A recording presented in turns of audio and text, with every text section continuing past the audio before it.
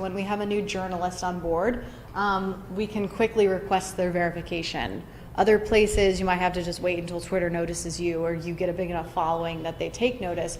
But when you work at a large publication that is a partner with Twitter, like Reuters, you can sort of work through your contacts and get people verified, which is really important, not just for profile reasons, but because it establishes you as a credible news source on behalf of Reuters. You are who you say you are, and what you say on Reuters from here on out, your followers can trust that it's been sourced properly, that it's been reported out, that it's true to the best of your knowledge.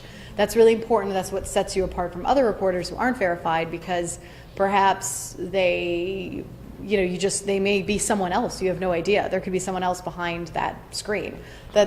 So the theory goes. So the verification proves you are who you say you are.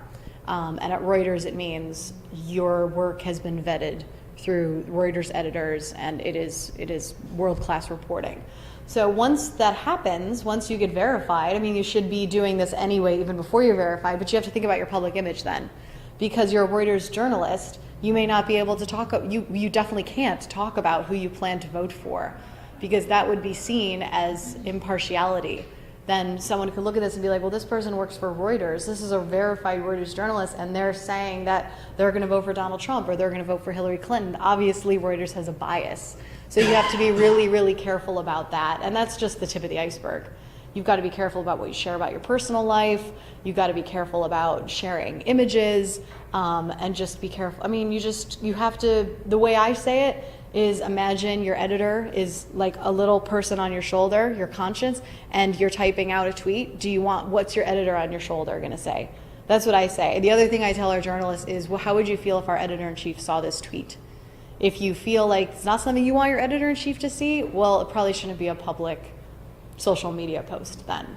So there are things to take into account once you go into the public eye as a journalist. You've got to, your personal profile becomes your public profile. There's nowhere to hide.